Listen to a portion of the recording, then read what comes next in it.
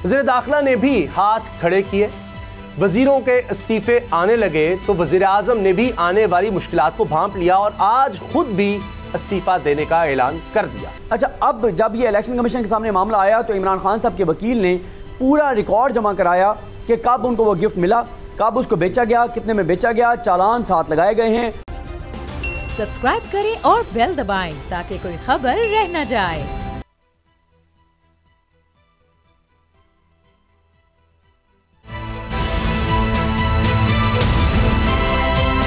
अब पता चला। बिस्मिल्लाहिर्रहमानिर्रहीम, अस्सलाम वालेकुम। मैं हूं मोहम्मद उसामा गाजी और आप देख रहे हैं अब पता चला। आज के प्रोग्राम में बात होगी इमरान खान की फतह, हुकूमत पसपा, तहरीक इंसाफ सुप्रीम कोर्ट क्यों गई और गंदुम बहरान पर कौन कर रहा है सियासत। खबर यह है कि उन्होंने मुल्क की बीमार मईशत को दुरुस्त करने के लिए वज़ीर आज़म का ओहदा संभाला था, मगर उनके ओहदा संभालने के बाद महंगाई ने अवाम की कमर तोड़ दी। मईशत क्या संभालना थी, मर्ज बढ़ता गया जूं-जूं दवा की। कारोबारी हजरात दुहाई देते रहे कि गलत फैसले किए जा रहे हैं, लेकिन वज़ीर आज़म को जोम था कि ये मुश्किल फैसले आने वाले दिनों को रोशन बना देंगे। मुखालिफ तनकीद करते रहे और वज़ीर आज़म तनकीद को सियासी करार देकर मुस्तरद करते रहे। हालात उस वक्त बिगड़े जब उनके अपने वज़ीर ख़जाना ने मज़ीद साथ चलने से इनकार कर दिया। वज़ीर ख़जाना के इस्तीफ़ा देने के बाद तो मामलात हाथ से ही निकल गए। वज़ीर दाखिला ने भी हाथ खड़े किए, वज़ीरों के इस्तीफे आने लगे तो वज़ीर आज़म ने भी आने वाली मुश्किलात को भांप लिया और आज खुद भी इस्तीफ़ा देने का ऐलान कर दिया। सबसे अहम वज़ीर आज़म का ये एतराफ़ है कि ना बिजली के बिल कम हुए, ना गैस की कीमतों में कमी आई और महंगाई को काबू नहीं किया जा सका। इसलिए नाकामी का एतराफ़ करते हुए इन्होंने इस्तीफे का फैसला किया है। नाज़रीन, जैसा आप समझ रहे हैं ऐसा कुछ नहीं। ये बरतानिया का जिक्र हो रहा है, बरतानिया का, जहां वज़ीर आज़म लिज़ ट्रस ने सियासत नहीं रियासत बनाने को तरजीह दी। जब उन्होंने देखा कि वो जिस मकसद के लिए ओहदा संभाल चुकी थी वो पूरा नहीं हो रहा तो सिर्फ 44 दिन, जी हाँ सिर्फ और सिर्फ 44 दिन बाद उन्होंने ओहदा छोड़ दिया। लेकिन हमारे तो अलमिये ही और हैं। पाकिस्तान के मईशत के मसाइल बरतानिया से कहीं गंभीर हैं। नारे हमारे हुक्मरान भी सियासत नहीं रियासत बचाओ के मारते हैं, लेकिन ध्यान सियासत बचाओ पर ही मरकूज है। यहाँ आवाम के बिजली के बिल मुआफ़ करना बहुत मुश्किल है, मगर हुक्मरानों की अरबों की करप्शन मुकदमे ख़त्म करना बहुत आसान। बरतानवी वज़ीर आज़म की तरजीह मुल्क था। इन्होंने 6 हफ्ते बाद हालात का इदराक करते हुए इस्तीफ़ा दे दिया, मगर हमें ऐसे हुक्मरान कहाँ मुयस्सर। खजाना खाली है मगर काबीना जहाज़ी साइज़ बल्कि किंग साइज़ रखी गई है। इक़्तिदार से कोई इन्हें घसीट कर निकाले तो निकाले, हम नहीं जाने वाले। ये मामला है, बरतानिया तो दूर है, भारत को ही देख लें। वहाँ मुल्क की बड़ी जमात कांग्रेस ने मौरूसी सियासत से जान छुड़ा ली है। 24 साल बाद पहली मरतबा कांग्रेस की सदारत गांधी खानदान से बाहर चली गई है, क्योंकि गांधी खानदान में से किसी ने पार्टी के सदारती इंतखाब में हिस्सा नहीं लिया। मगर हमारी किस्मत में अब भी यही मौरूसियत है। पीपल्स पार्टी हो, मुस्लिम लीग नून हो या फिर JUI, कहीं बाप के बाद बेटा तैयार बैठा है तो कहीं बेटी। सवाल यह है कि पाकिस्तान की जान इस मौरूसी सियासत से कब छूटेगी, सियासी जमातें अपने अंदर जमहूरी कल्चर को कब फ़रोग़ देंगी, इस पर भी बात करेंगे। पहले जिक्र कर लेते हैं, आज सुप्रीम कोर्ट से लॉन्ग मार्च का फैसला इमरान खान के हक में आया तो इलेक्शन कमीशन ने कल तोशा खाना का फैसला सुनाने का ऐलान कर दिया। ये महज हुस्न इत्तेफाक है या मिली भगत, कल क्या हो सकता है, इसी पर बात करते हैं। सदीक जान नूरुल आरफीन मेरे साथ हैं। नूरुल आरफीन, ये हम देखते हैं कि कहीं सुप्रीम कोर्ट में हुकूमत जा रही है, कहीं इलेक्शन कमीशन में जा रही है। अब ये तोशा खाना का फैसला कल आ रहा है और अगर इमरान खान साहब के खिलाफ आ जाता है, जो हुकूमत उम्मीद कर रही है, उनको नाअहल कर दिया जाता है, तो आपको लगता है कि फिर हुकूमत के लिए बड़ी आसानियां हो जाएंगी? नहीं, मुझे ऐसा क्यों लगता है? मैं कोई हुकूमत का PR हूँ या ये हुकूमत मेरे कहने पे आई है? मुझे ऐसा क्यों लगेगा? मैं तो आपके बयान के वो इब्तदाई हिस्से से लुत्फ़अंदोज़ हो रहा हूँ कि सुप्रीम कोर्ट का फ़ैसला इमरान खान के हक़ में आ गया।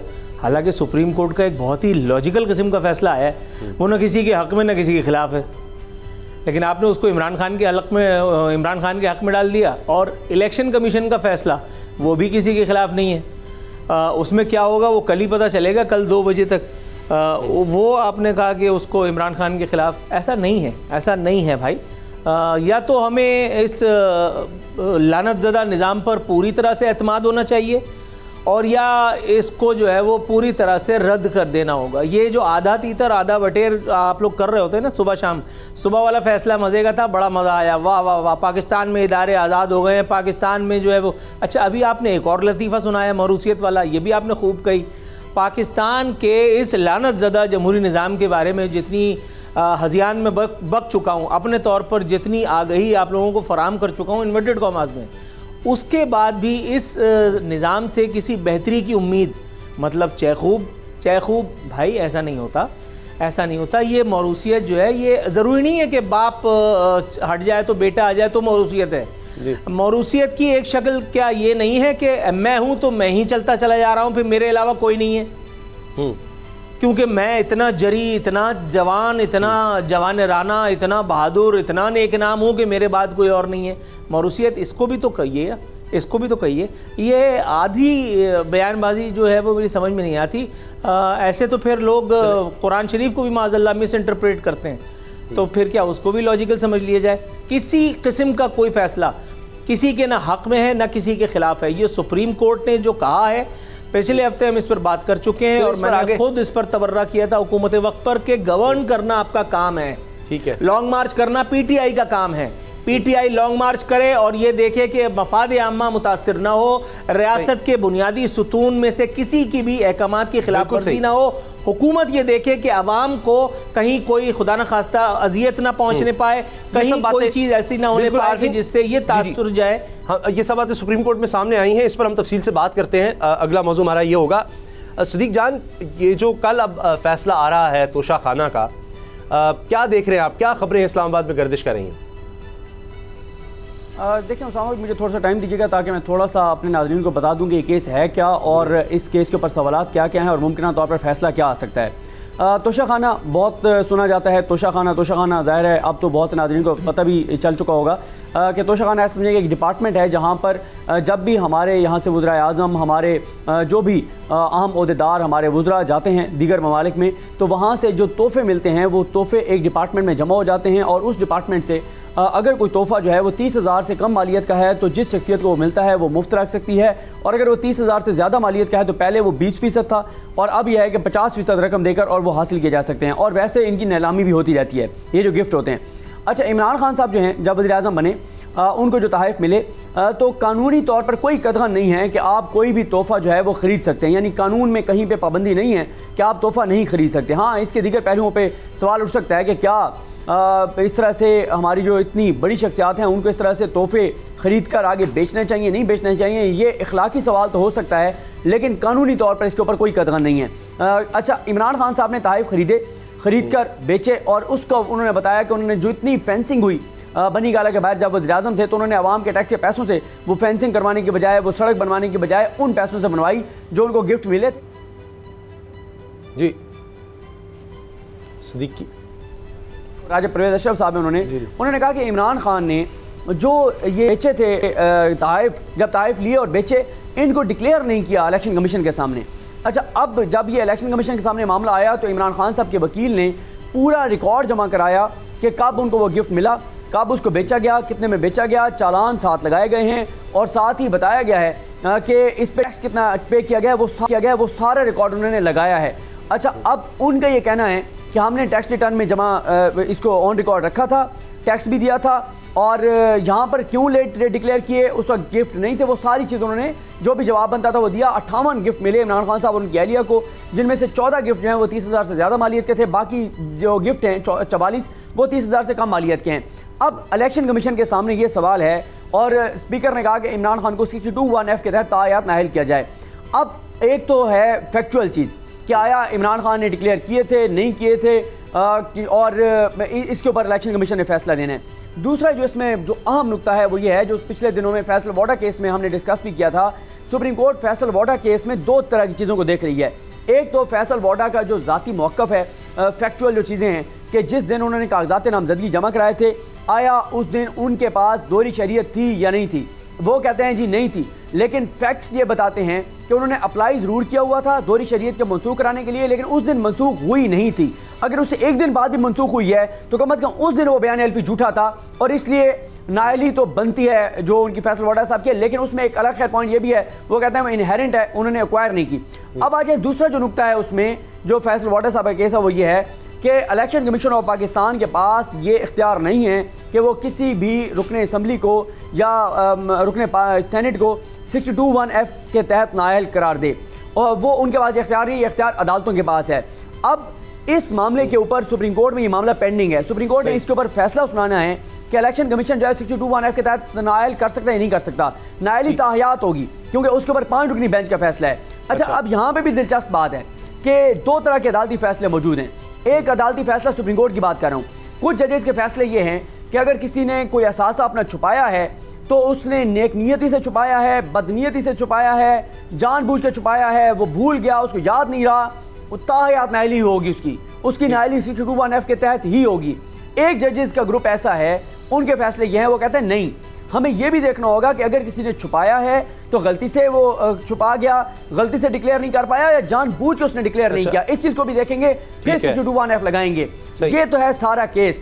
अब कल इलेक्शन कमीशन ऑफ पाकिस्तान इस पर फैसला देने जा रहा है, लेकिन यह मामला अल्टीमेटली अगर यहाँ से इमरान खान साहब को नाअहल करार दिया जाता है, जिसके ज़ाहिर है तहरीक इंसाफ को इस हद तक खतरात हैं कि उन्होंने जो है वो अपील भी तैयार करके रखी हुई है कि किन पॉइंट्स के ऊपर उन्होंने सुप्रीम कोर्ट ऑफ पाकिस्तान जाने, क्योंकि वजह यह है कि आपको भी पता है लेवल प्लेइंग फील्ड की बात हो रही है। Election commission, chief election commissioner का नाम कहाँ से आया था इमरान खान साहब बता चुके हैं, और लेवल प्लेइंग फील्ड का मतलब यही है कि या तो नवाज शरीफ साहब भी आए या इमरान खान भी नाअहल हों, ये लेवल प्लेइंग फील्ड। अच्छा, एक सवाल मुख्तसरन, इलेक्शन कमिश्नर को आज किस तरह याद आ गया कि जी एक मेंबर कौमी असम्बली इलेक्शन किस तरह लड़ सकता है? इमरान खान साहब ने ज़मीनी इलेक्शन में 7 जगहों से लड़ा, तो फिर इमरान खान साहब फिर शिकवा करते हैं कि जी ये तो उनकी टीम में है, PDM की टीम में है।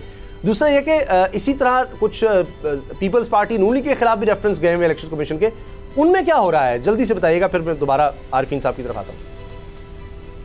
देखें, उनके खिलाफ कोई केस उस तरह से नहीं चल रहा। इमरान खान के खिलाफ जो केस आ रहे हैं उसको पहिए लगाए जा रहे हैं, और पिछले अगर आप चंद रोज़ देखें, चंद 2-3 हफ्ते देख लें, बड़ी तेज़ से चीज़ें हुई। इसहाक डार साहब की वापसी, मरीम नवाज साहब की बरीयत, मरीम नवाज साहब के पासपोर्ट की वापसी, उनका लंदन जाना, इमरान खान के खिलाफ केसेस का रजिस्टर्ड होना, बहुत सारे केसेस एक के बाद एक केस के। अगर इमरान खान एक जगह से नहीं होते तो दूसरी जगह से नाअहल करवाएं, इधर से गिरफ्तार नहीं हो तो उधर से करें। लेकिन ये मैं आपको बता सकता हूँ कि ये जो मामला है ना, ये सुप्रीम कोर्ट ऑफ पाकिस्तान में अगर जाएगा, अगर ये नाअहल करेंगे भी तो ये स्टैंड नहीं कर पाएगा, क्योंकि मेन नुक्ता जो है वो ये है कि 62(1)(f) ये जो एक सॉरी उसामा भाई 1 मिनट और आपको लूंगा, ये जो चीफ जस्टिस पाकिस्तान ने कहा था ना ड्रैकोनियन लॉ है 62(1)(f) के तहत नाअहली, वो ये कह रहे थे कि ये लॉ तो मौजूद है, आइन में मौजूद है, आप निकाल दें, लेकिन क्योंकि ये मौजूद है और तायात नाअहली बहुत बड़ा किसी के लिए एक सज़ा है, तो उसको हमने उस सज़ा के देते हुए बड़ी एहतियात से चीज़ों को देखना है, कहीं ऐसा ना हो कि हम उसको उस तरह से ना देखें जिस तरह से देखना चाहिए, और तायात नाअहल भी कर दें और उसमें वो चीज़ें उस तरह से फैक्ट्स ना हो।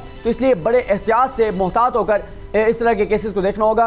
तो ये मामला है, बहरहाल कल आप 2 बजे जो सबकी नजर जो मामला सुप्रीम कोर्ट में आरफी का आप जिक्र कर रहे थे, आपने शुरू में कहा था कि हुकूमत को इस तरह का मामला सुप्रीम कोर्ट नहीं ले जानी चाहिए, लेकिन सुप्रीम कोर्ट ले गए और अब कंटेनर फिर लगाए जा रहे हैं इस्लामाबाद में। अब मैं इसलिए अर्ज कर रहा था कि हुकूमत तो इसमें शिकस्त नजर आती, क्योंकि वो जो कहने गए, ठीक है सुप्रीम कोर्ट ने कहा कि भाई आपको इख्तियार है हुकूमत के तौर पर अमन अमान के इक़दाम करने के लिए, वो तो उनके पास पहले भी था, कोई कुछ एक्स्ट्रा तो उनको मिल नहीं सका। जहाँ तक बात है, उन्होंने कहा जी कुछ ऐसा हुआ नहीं, आप हमारे पास पहले ही आ गए हैं कि एक सूरत हाल हो सकती है, उसके लिए आप हुक्म मांगने आ गए हैं।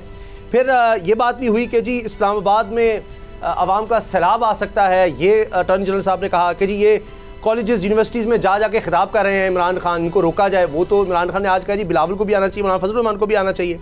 तो एडवांस में ऐसी सूरत हाल के अहकाम चाहते हैं जो अभी सामने नहीं आए, हम कैसे कर दें, तो ठोस मवाद लेकर आएँ, हमारी मुदाखलत दरकार हुई तो छुट्टी के दिन भी आ जाएंगे। तो जिस मकसद के लिए हुकूमत गई थी, मेरा मकसद ये था कहने का कि वो नहीं हासिल हो सकी। लॉन्ग मार्च को रोकने गई थी हुकूमत, सुप्रीम कोर्ट ने लॉन्ग मार्च को रोकने के अहकाम नहीं दिए। जी ये बात मैं मेरे ख्याल है कर चुका हूँ, ये बात तो मैं कर चुका हूँ, इसके ऊपर डुप्लीकेशन हो जाएगी अगर मैं दोहराऊँ इस बात को। हुकूमत अपनी हिमाकत का इर्तिकाब कर बैठी थी, सुप्रीम कोर्ट ऑफ पाकिस्तान ने किसी किस्म की मुदाखलत से इनकार करके और बहुत ही विजडम का सबूत दिया। मुख्तसरन मैं यही कह सकता हूँ कि ये हुकूमत की जहालत थी जो उन्होंने अपने डोमेन में खेलने के लिए इनवाइट किया था सुप्रीम कोर्ट ऑफ पाकिस्तान को, और सुप्रीम कोर्ट ने इस लूज़ बॉल को जो है वो स्किप कर दिया। अच्छा सिद्दीक जान, ब्रेक से पहले ये बता दें, फिर कंटेनर लगाए जा रहे हैं इस्लामाबाद में, इसके केस को लेकर गए थे और नहीं वो हासिल हो सका हुकूमत को कि जी किस तरह इमरान खान के खिलाफ कुछ ऐसा आ जाए हुक्म, तो उसके बाद अब वो अपने इक़दाम दोबारा करें। देखें ये जब पहले भी आपको याद हो जब किसान एहतजाज करने आ रहे थे और कंटेनर्स लगाए जा रहे थे, तो उसके बाद असद उमर साहब ने एक बयान दिया था। उन्होंने कहा था कि हमें उस रात ये लगा था कि कल एक बड़ा फैसला आने वाला है। डेफिनेटली उनका इशारा इलेक्शन कमीशन की तरफ था कि हमें यह लगा कि कल वो फैसला सुनाने जा रहे हैं, इसलिए कंटेनर लगाए जा रहे हैं। और इस वक्त भी मैं आपको बता सकता हूँ कि रेड जोन की सिक्योरिटी सख्त करने का काम शुरू कर दिया गया है। कल जो है वो बहुत से रास्ते बंद होंगे, इलेक्शन कमीशन की तरफ जाने वाले, सुप्रीम कोर्ट की तरफ जाने वाले, और एक या दो रास्ते खुले होंगे और बड़ी स्क्रूटनी के बाद उन मुतलका अफराद को जाने दिया जाएगा रेड जोन में जिनका जाना बनता है। तो कल बहुत सख्ती होगी ताकि ऐसा ना हो कि कहीं तहरीक इंसाफ के कारकुनान वहाँ पर पहुँच जाएँ। तो कल बहुत हाई अलर्ट होगा रेड जोन में। 2 रास्तों के अलावा या शायद एक रास्ता खुला हो, बाकी तमाम रास्ते जो हैं वो बंद होंगे। सिक्योरिटी बहुत सख्त होगी और मजीद कंटेनर्स लगाए जाएंगे और बाकी भी रास्तों पर कंटेनर्स पहुँचाने का सिलसिला तेज़ कर दिया गया है, क्योंकि ये अगले 10 दिन इंपॉर्टेंट हैं। इन्हीं में इमरान खान ने लॉन्ग मार्च का ऐलान करना और अब तो ये फैसला भी आ रहा है। अगर कल इमरान खान को ये नायल करते हैं तो फिर डेफिनेटली फिर हो सकता है इमरान खान साहब फ़ौरन लॉन्ग मार्च का ऐलान कर दें। ये अब कल ही 2 बजे पता चलेगा। सही है। अच्छा अरफीन, ये जो स्टेटमेंट जिसका मैंने जिक्र किया चीफ इलेक्शन कमिश्नर का कि जी एक कौमी असम्बली का मेंबर इलेक्शन कैसे लड़ सकता है फिर से, ये अब इनको क्यों ख्याल आ रहा है? जब नॉमिनेशन पेपर्स इमरान खान साहब ने दाखिल किए उस वक्त ये एतराज़ कर सकते थे, ये बात आ सकती थी। फिर ये तो वही आबैल मुझे मार वाली बात हो गई। इमरान खान फिर ठीक साबित होंगे कि जी ये तो उनकी पार्टी बने हुए हैं, जो हुकूमत कहती है ये वो दोहरा देते हैं।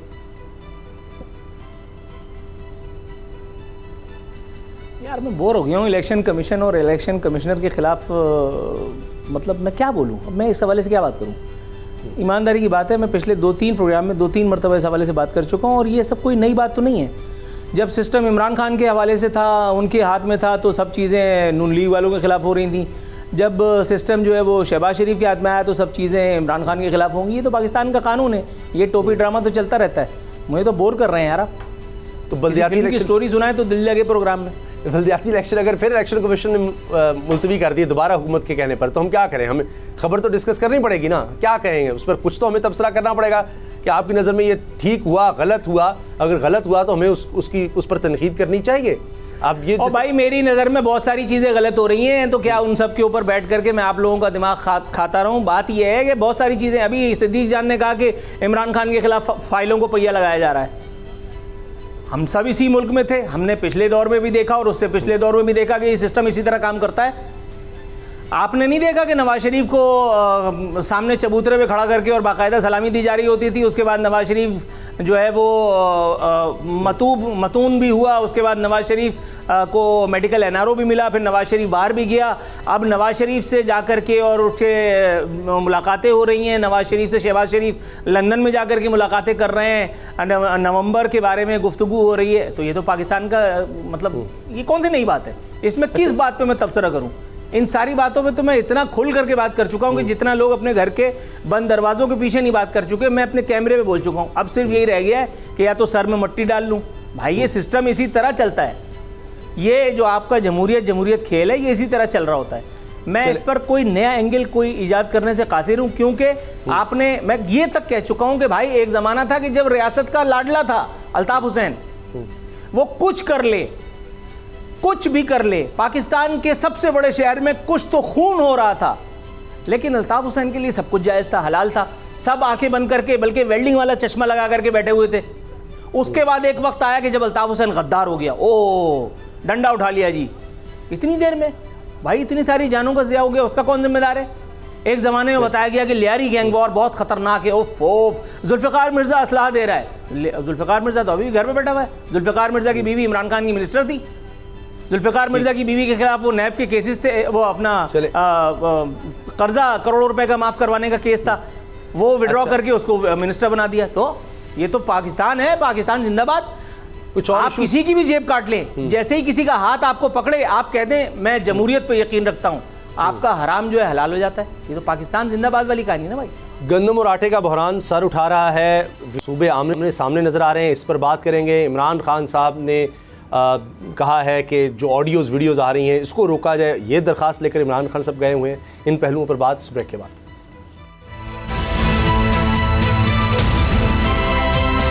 अब पता चला,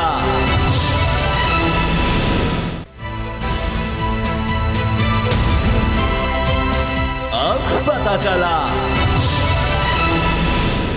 इमरान खान साहब एक दफ़ा फिर सुप्रीम कोर्ट गए हैं और दरख्वास्त ये है कि कोई जुडिशल कमीशन बनाया जाए, कोई तहकीकाती कमीशन बनाया जाए, किस तरह से ऑडियो और वीडियो लीक्स हुई हैं, प्राइम मिनिस्टर हाउस की ये सीक्रेसी या उनकी सिक्योरिटी को ब्रीच किया गया है, तो ये बहुत ख़तरनाक है और आइंदा ऐसा होने से रोका जाए।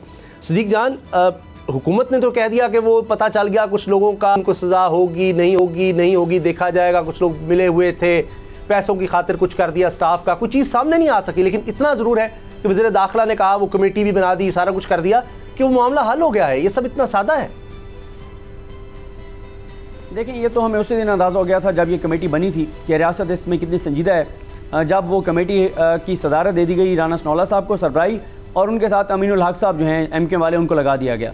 यानी वो दो शख्सियात जो अपने ट्विटर खुद नहीं चला सकती, जो अपने ट्वीट खुद नहीं लिख सकते, जो शायद एंड्रॉयड और ये जो लेटेस्ट मोबाइल है ये इस्तेमाल खुद नहीं कर सकते उस तरह से, वो अब ढूंढेंगे जनाब ये बगिंग कैसे हुई और ये सारे मामला। फिर राना सनौला साहब के जो मुतज़ाद बयानात है, एक तरह वो कहते हैं कि उन्होंने इतना आसान करके बयान किया कि उसके मुताबिक तो कोई भी प्राइम मिनिस्टर ऑफिस के करीब जाके और कोई भी, चाहे वो 7वीं 8वीं क्लास का बच्चा हो, वो भी प्राइम मिनिस्टर ऑफिस के बैठे हुए किसी भी शख्स का मोबाइल जो है वो हैक कर सकता है और रिकॉर्डिंग कर सकता है। और किसी तरह जगह उन्होंने तासुर ये दिया कि बगिंग वहाँ पर थी और कुछ डिवाइसेस वहाँ पर लगाई गई थी, कोई वाज़ेह मौक़िफ़ नहीं आया। फिर एक खबर आई कि 2 लोगों को गिरफ्तार कर दिया गया है, उसकी कोई तस्दीक, कोई तरदीद, कोई तफसीलात सामने नहीं आई। तो ये तो वाज़ेह तौर पर नज़र आ रहा था। तो ये मामला बिल्कुल इमरान खान सुप्रीम कोर्ट ले गए हैं, क्योंकि आप अगर याद करें कि बेनज़ीर भुट्टो की हुकूमत जब सदर ने उसको ख़त्म किया था और मामला सुप्रीम कोर्ट ऑफ पाकिस्तान में गया था, तो सुप्रीम कोर्ट ने कहा था कि जो बेनज़ीर के ऊपर इल्ज़ामात हैं उनमें से एक इल्ज़ाम यह है कि ये जजेस के फ़ोन टैप करवा रही थी। अगर बाकी सारे इल्ज़ामात को छोड़ दें कि सदर ने इनकी हुकूमत किन किन वजूहात पे घर भेजी है, सिर्फ इस एक बयान के ऊपर ही रख लें तो इनकी हुकूमत बिल्कुल ठीक गई है। ये सुप्रीम कोर्ट का फैसला है। इतना ज़्यादा सुप्रीम कोर्ट ने इसको शदीद जो है वो जुर्म करार दिया है। दूसरा इसमें मामला यह है कि वैसे अब सुप्रीम कोर्ट ज़ाहिर है हर आने वाले दिन के साथ इंपॉर्टेंट हो गई है। अब कल वाला जो भी फैसला आएगा, दोनों फ़रीकों में से कोई एक फ़रीक सुप्रीम कोर्ट जा सकता है। अगले हफ्ते नैब जो तरमीम है उनकी समाअत है, उसके केस की समाअत है दोबारा।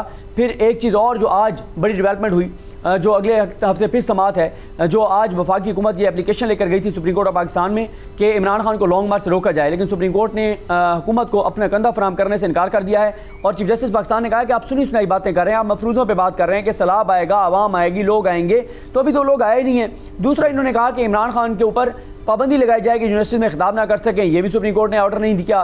तीसरा इनका ये था कि नोटिस जारी किया जाए कंटेम्प्ट का, वो भी नहीं करवा सके। चौथा ये था कि एडवोकेट जनरल्स को नोटिस करें, वो भी नहीं हो सका, क्योंकि इन जो सुप्रीम कोर्ट के पास रिपोर्ट्स हैं ISI की, IB की, IG पुलिस की और साथ ही वजारत दाखिला की, वो रिपोर्ट्स अटॉर्नी जनरल को दी गई हैं और कहा गया है कि इन रिपोर्ट से कोई कंक्रीट चीज़ लेकर आएँ, कोई सबूत लेकर आएँ, कुछ शवाहिद लेकर आएँ, कुछ चीज़ लेकर आएँ। आप कहते हैं कि जो आपकी सियासी जंग है उसमें हम पड़ जाएँ, और हम कहते हैं, वो कहते हैं जब तक एक पुरअमन कोई भी शहरी एहतजाज करना चाहता है तो हम आइन में दिया हुआ उसका हक कैसे उससे वापस ले सकते हैं। हाँ, सुप्रीम कोर्ट ने यह वाज़ेह किया है कि दोनों तरफ, चाहे वो इमरान खान और उनके कारकुनान हो या हुकूमत हो, जो भी गैर कानूनी काम करेगा सुप्रीम कोर्ट इंटरफेयर करेगी। छुट्टी का दिन भी हुआ तो अदालत खुल जाएगी। गैर कानूनी काम किसी को नहीं करने देंगे। आइन कानून जो इजाज़त देता है इमरान खान को एहतजाज करने का, वो उसमें रहकर एहतजाज करेंगे। और आइन और कानून हुकूमत को जो तहफ़्फ़ुज़ सरकारी इमारतों और रेड जोन के तहफ़्फ़ुज़ के लिए इक़दाम करने का जो आइन हक देता है वो उसका इस्तेमाल करेंगे। बैलेंस सुप्रीम कोर्ट ने कहा हम एक तवाज़ुन कायम करेंगे, ना उनके साथ ज़्यादती हो ना आपके साथ हो, वो पुरअमन एहतजाज करें, आप जो भी इंतज़ाम करने वो करें, लेकिन अदालत जो है वो सियासी मामलात और सियासी लड़ाई में नहीं आएगी। और एक और बड़ी अहम बात की जो जस्टिस पाकिस्तान उमर बंदियाल साहब ने, कि जो एजेंसीज़ की रिपोर्ट्स हैं उसमें यह है कि 200 से 300 लोग जो हैं यहाँ पर डी चौक पे पहुँचे थे 25 मई ये अभी 25 मई को, और उसमें भी वो रैंडम थे, वो मुनज़्ज़म नहीं थे, वो ग्रोह नहीं था, वो बाहर के नहीं थे, वो लोकल लोग थे। तो ये भी एक बड़ी आम ऑब्जर्वेशन थी। ठीक। अच्छा आरिफीन, एक और बड़ी खबर है, गंदम का बहरान सर उठा रहा है। अब पंजाब हुकूमत की तरफ से ये इल्ज़ाम लगाया जा रहा है कि जी हमने कई दफ़ा ख़त लिखा है, कई दफ़ा बात की विफाक से कि जी गंदम की ज़रूरत है, उन्होंने हर दफ़ा यकीन दहानी कराई जी बिल्कुल दी जाएगी। अब अचानक आकर कहा है कि नहीं, ना ही हमें ख़रीदने की इजाज़त दी जा रही है कि हम बाहर से मंगवा लें। प्राइम मिनिस्टर साहब का बयान है कि जी गंदम दरामद के हवाले से $1 खर्च भी नहीं कर सकते, फजूल खर्ची है, हम अफोर्ड नहीं कर सकते, डॉलर की कमी है, $1 भी हम नहीं खर्च कर सकते। ये वही हुकूमत है कि कुत्तों और बिल्लियों की खुराक के लिए पाबंदी लगी थी और फिर उठानी पड़ी कि कुछ लोगों ने कहा यह बड़ा जुल्म हो रहा है, तो उनकी खुराक के लिए पाबंदी हट सकती है, लेकिन यहाँ पर सबसे जो बुनियादी ज़रूरत है खुराक की वो गंदम है। उसके लिए ऐसा क्यों इतना करना? ये तो ऐसा लगता है कि अवाम दुश्मनी है अपनी सियासी लड़ाई में, ये तो बड़ा ख़तरनाक हो सकता है। अच्छा प्यारे भाई, बात ये है कि आप जो बता रहे हैं, मैंने आज के अखबार में इससे बिल्कुल उल्टी खबर पढ़ी है। मैंने पढ़ी है अभी बल्कि आने से पहले कि पंजाब और केपीके ने विफाक से गंदम लेने से इनकार कर दिया, और आप मुझे बता रहे हैं कि विफाक ने पंजाब और केपीके को गंदम देने से इनकार कर दिया। तो अब कौन झूठ बोल रहा है? पहले तो इसका फैसला होगा, और वो भी बजरिया टॉस। उसके बाद करूँगा मैं इस बात पे तबसरा। इससे पहले वाली जो बात थी मैं उस पर जाना चाहूँगा, क्योंकि मैं किसान तो हूँ नहीं, मुझे क्या पता गंदम, मैं तो खाता हूँ और उसके बाद शॉर्ट हो जाता हूँ। बात ये ऑडियो लीक्स के बारे में बात हो रही थी। थोड़ा सा अगर आप मेरा व्यू पॉइंट भी इस पर सुन लें भाईजान। इस मुल्क में इस निज़ाम की सबसे बड़ी खूबसूरती ये है कि हर आदमी दूसरे को इंगेज रखना चाहता है। हुकूमत सुप्रीम कोर्ट को इंगेज रखना चाहती है कि ज़रा ये धरना रुकवा दें। अच्छा, सुप्रीम कोर्ट जो है वो अब इमरान खान को बताएगी कि भाई आपने धरना इस तरह से निकालना है, यहाँ से निकालना है, तो फिर हुकूमत किस मर्ज़ की दवा है? इमरान खान ऑडियो लीक्स के लिए वहाँ चले गए। ये मतलब क्या हो रहा है, और ये अवामी मफाद में क्यों कर है? मेरी समझ में तो ये नहीं आ रहा। ऑडियो लीक्स वगैरह जो करते हैं वो तो सबको ही मालूम है। मतलब मिसाल के तौर पे अगर कोई इंटेलिजेंस इदारे जिनका काम है, मिसाल के तौर पे मुझे आप दोनों हजरात का नहीं पता, लेकिन मुझे ये मालूम है कि मेरे दोनों टेलीफोन्स जो हैं वो टेप हो रहे हैं, ठीक है?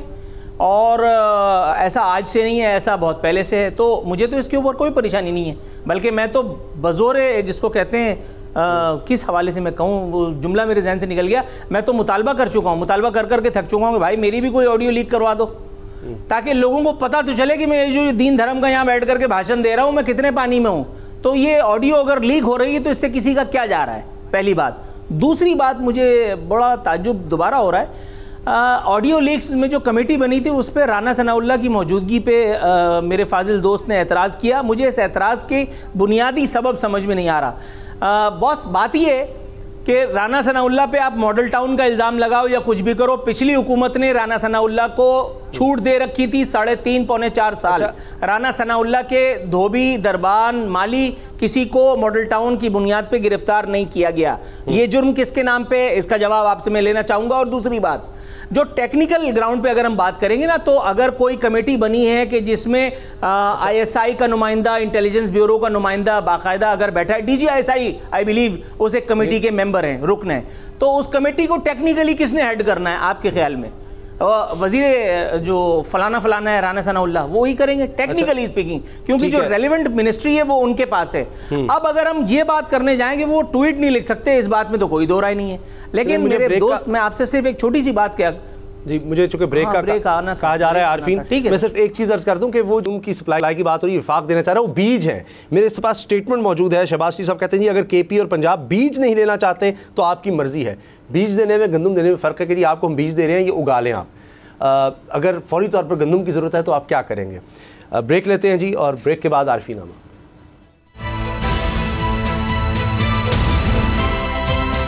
अब पता चला।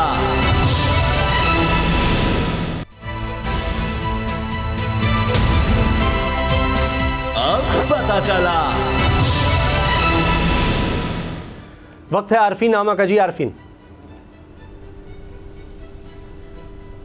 MQM के कन्वीनर डॉक्टर खालिद मकबूल सिद्दीकी साहब एक मरतबा फिर उन्होंने लबकुशाई फरमाई है और चांदमारी का मौका दिया है। फरमा रहे हैं पाकिस्तान तहरीक इंसाफ एक सियासी जमात नहीं बल्कि फ़न क्लब है। तहरीक इंसाफ से अभी तक उनकी नाराज़गी रफ़ा नहीं हो सकी।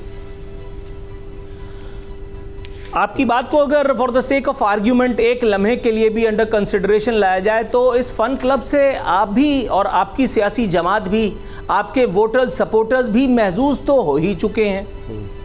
मुझे याद पड़ता है कि जब आपकी पार्टी के हेडक्वार्टर बहादुराबाद मरकज़ पर असद उमर और फिरदौस शमीम नकवी फलाना फलाना फलाना जब पहुँचे थे तो आपने उनका इस्तकबाल किया था, नहीं? ये तस्वीर मेरा ख्याल है आप ही की है। इसमें ज़बरदस्ती मैंने आपके किसी हमशक्ल को बिठा करके और आपके बराबर में पार्टी के साबिक़ रूए रवां जिन पर आजकल आपकी तरफ से अताब आया हुआ है, हज़रत आमिर ख़ान, वो भी मौजूद हैं। फिरदौस शमीम नकवी का मैंने नाम लिया था, उनके बराबर में हलीम आदिल शेख हैं। ये आपके बचपन की तस्वीर नहीं है, ये उसी फ़न क्लब की, उसी फ़न पार्टी की तस्वीर है कि जिस वक्त आप अपने भाव लगवा रहे थे, जिसके बारे में आप कहते हैं कि हमें दबाव में लेकर के और हमसे ये हमारी सीटें छीनी। किसने छीनी आपने अभी तक बताया नहीं। दबाव आप पर किसने डाला था आपने बताया नहीं। आप फरमा रहे हैं कि इमरान खान के बाद पीटीआई का क्या मुस्तकबिल है हम सबको मालूम है।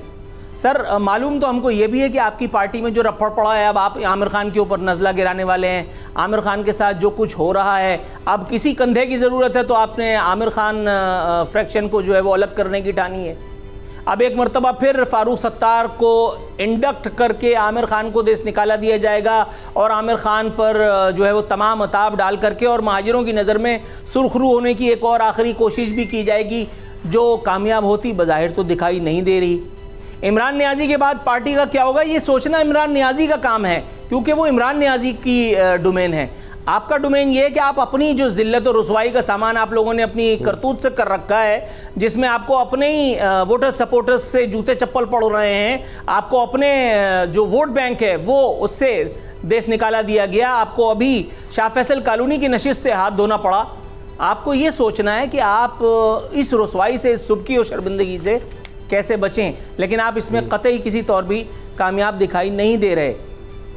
आप फरमा रहे हैं कि पीटीआई में शख्सियत बड़ी और बयानिया छोटा है। आपके साबिक कायद जो आजकल मेरा नाम राजू बने हुए बाकायदा अजीब ऊल जलूल ऑल फॉल किस्म की वीडियो डालते हैं, जिनकी सालगिरह का जहरीला केक खा खा करके और आप लोग हैप्पी बर्थडे टू यू करते थे, उस वक्त आपको ख्याल नहीं आया था कि आपकी उस पार्टी में भी अल्ताफ़ हुसैन का इमेज बहुत बड़ा हो गया था और आप लोग सब पजामे पहन करके और महाजिर कौम को मामू बनाने में लगे हुए थे।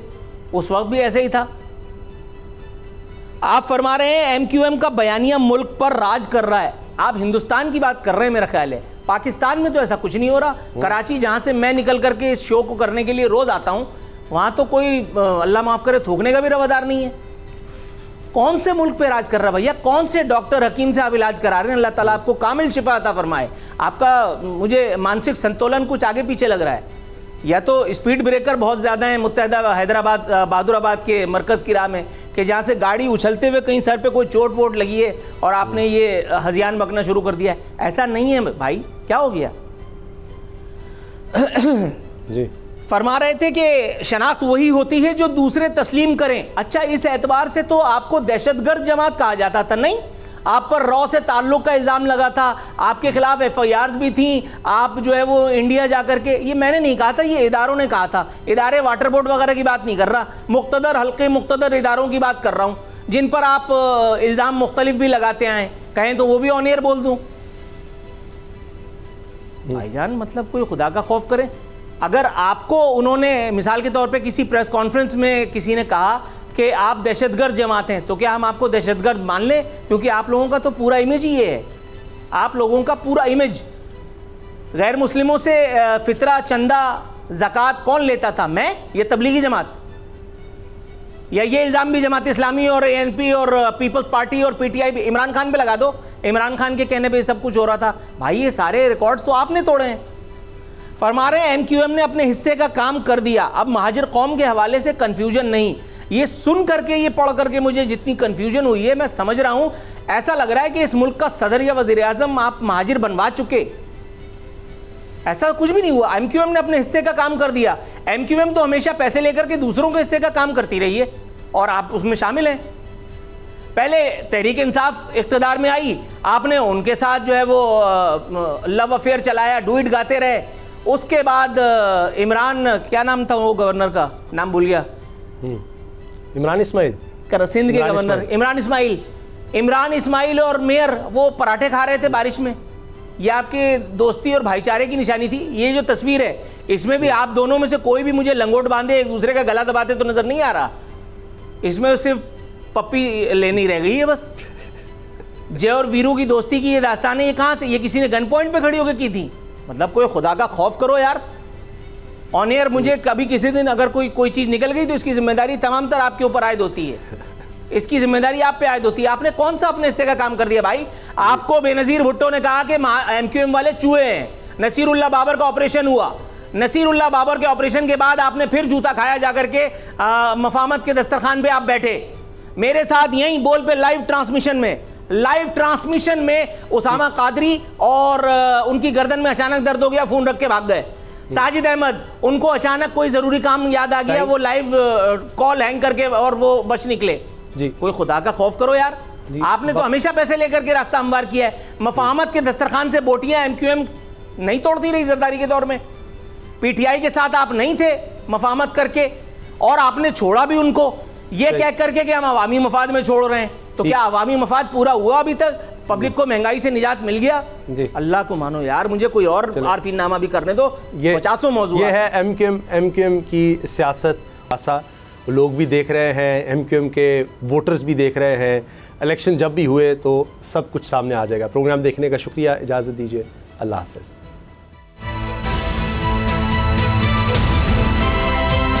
अब पता चला।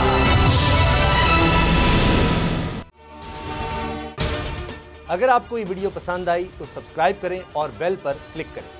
एक बार फिर नंबर 1 बोल न्यूज ने एक बार फिर सारे रिकॉर्ड तोड़ दिए। सिकंदर सुल्तान राजा साहब ने मियां नवाज शरीफ से राब्ता किया और उनसे पूछा कि मेरे लिए क्या हुक्म है। बोल का प्रोग्राम अब पता चला। लाहौर के अस्पतालों में भी मसीहा नहीं फिरौन बैठे हैं। शाम 7 बजे की स्लॉट में सबसे ज्यादा देखा गया। 65% सार्फिन ने सिर्फ बोल देखने का इंतखाब किया। खून हल्का हवलदार का ही होता है, पुलिस के खिलाफ तो न जाने कितने प्रोग्राम है, क्योंकि बोल है नंबर 1। सबसे ज्यादा व्यूज, सबसे ज्यादा रील्स और सबसे ज्यादा रेटिंग के साथ बोल अब भी नंबर 1 पोजीशन पर बरकरार। सब्सक्राइब करें और बेल दबाएं ताकि कोई खबर रह न जाए।